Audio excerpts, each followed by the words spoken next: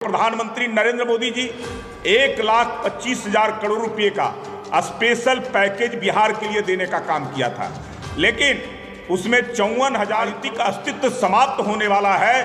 उसको कैसे बचा सके, इसके लिए वो समाधान करने के लिए वो निकले हैं। का निर्माण हुआ था लालू के कुशासन के खिलाफ, और उस समता पार्टी के जो संघर्ष के जो लोग, मोदी जी 2014 में प्रधानमंत्री बने और आज 9 वर्षों के अंदर में देश की आर्थिक स्थितियों को उन्होंने मजबूत करने का काम किया। शेखपुरा पहुंचे बीजेपी के प्रदेश प्रवक्ता प्रेम रंजन पटेल ने बजट को गरीबों के हक में बताया।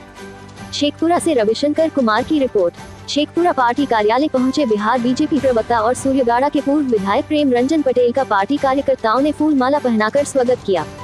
मौके पर उपस्थित प्रदेश प्रवक्ता ने कहा, देश की वित्त मंत्री निर्मला सीतारमण ने बजट पेश किया। पूरी दुनिया और देश की नजर बजट पर थी। बजट के लिए विपरीत विचारधारा के लोग समझ रहे थे कि बजट ऐसा आएगा कि हम आलोचना कर पाएंगे, लेकिन जो बजट पेश हुआ वो सबका भला करने वाला है। मिडिल क्लास वर्ग का भी ख्याल रखा गया। इनकम टैक्स स्लैब का दायरा भी बढ़ाया गया। 1 साल तक मुफ्त अनाज योजना की भी घोषणा की गई। एमएसएमई में 9,000 करोड़ रुपए के निवेश की घोषणा की गई। 2.40 लाख करोड़ रुपए बजट की घोषणा रेलवे के विकास के लिए भी की गई। आने वाले समय में 35,000 करोड़ रुपए के निवेश अन्य क्षेत्र में भी किए जाएंगे। आसार और उम्मीद से बढ़कर यह बजट आया है।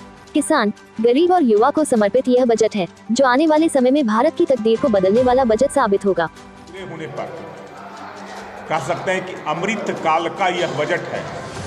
यह बजट 45 लाख करोड़ रुपए का बजट है।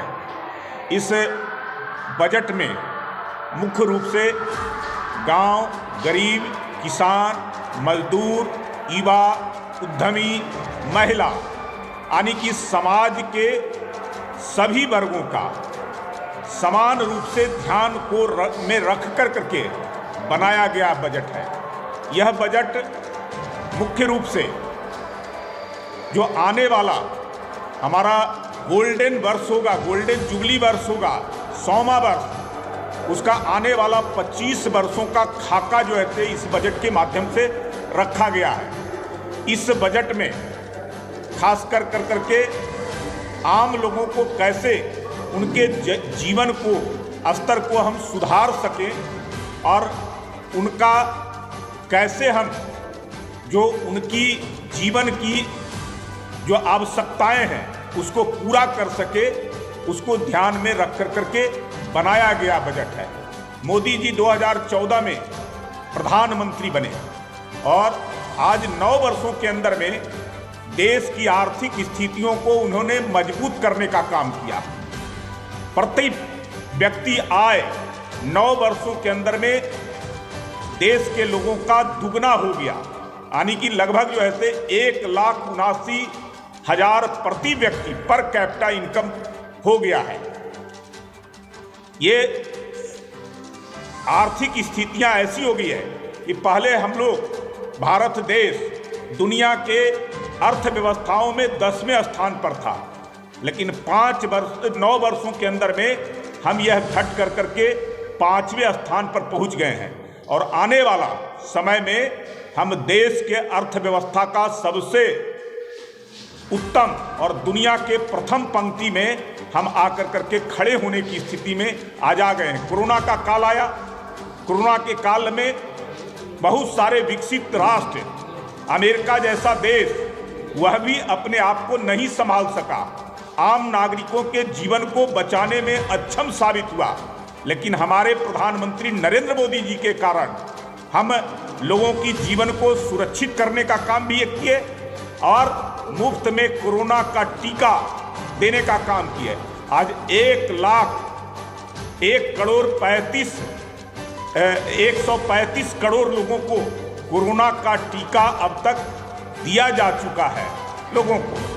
तो इस काम को बाखूबी हमने किया। अर्थव्यवस्था को जो है कोरोना के इतने बड़े काल के आने के बाद भी अपनी अर्थव्यवस्था को हम कमजोर नहीं होने दिए, गिरने नहीं दिए।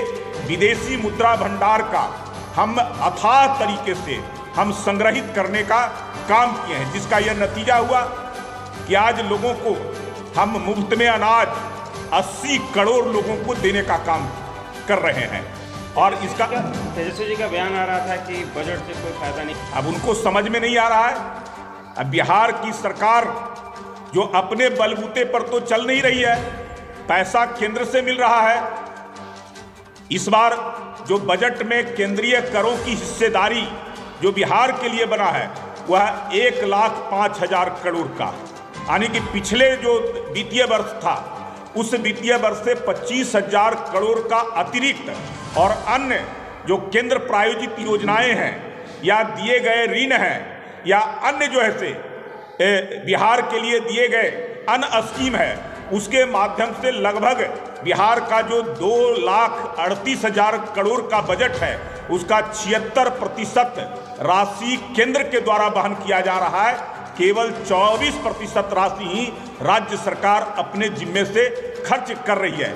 लेकिन इसके बावजूद हम जिन राशियों को दे रहे हैं, जिन योजनाओं को दे रहे हैं, वो सफलीभूत राज्य सरकार के माध्यम से वो नहीं हो रहा है और कई योजनाओं में पैसा आवंटन के बावजूद उस पैसे को खर्च करने में अक्षम राज्य सरकार साबित हो रही है। हमारे प्रधानमंत्री नरेंद्र मोदी जी 1,25,000 करोड़ रुपए का स्पेशल पैकेज बिहार के लिए देने का काम किया था, लेकिन उसमें 54,000 करोड़ रुपए का केवल सड़कों के निर्माण पर खर्च किए जाने थे। लेकिन हमारे प्रधानमंत्री की विशेष नज़र इस बिहार के विकास पर है, इसकी बेकारी, गरीबी और पिछड़ेपन को समाप्त करने पर है। तो 54,000 करोड़ का सड़कों पर निर्माण के लिए दी गई राशि, लेकिन आज 1,15,000 करोड़ से अधिक का खर्च केवल जो है से सड़कों के निर्माण पर बिहार के अंदर में चल रहा है। पुल पुलियों का निर्माण हो, हवाई अड्डा का निर्माण हो, मेडिकल कॉलेज बनाने का हो, इंफ्रास्ट्रक्चर चाहे रेलवे का हो या अन्य परियोजनाएं हो, कोई कमी नहीं हो रही है। बिहार के लिए हमारे प्रधानमंत्री विशेष रूप से नज़र रखे हुए हैं। अब यात्रा नहीं है, ये उनका अंतिम यात्रा है और अपने जो उनका राजनीतिक अस्तित्व समाप्त होने वाला है उसको कैसे बचा सके, इसके लिए वो समाधान करने के लिए वो निकले हैं। जिस प्रकार से उनके ऊपर दबाव चल रहा है राजद के द्वारा कि गद्दी छोड़िए, राजद के लोग लगातार कर रहे हैं कि नीतीश कुमार को बड़े पद के लिए छोटे पद का त्याग करना चाहिए, तेजस्वी की ताजपोशी जो होनी चाहिए, और नीतीश कुमार 25 में तेजस्वी को इसलिए अपने पार्टी की बचाने की कवायद में वो लोग आज जो है से पार्टी के अंदर में संघर्ष कर रहे हैं। क्या नाम? प्रेम रंजन पटेल।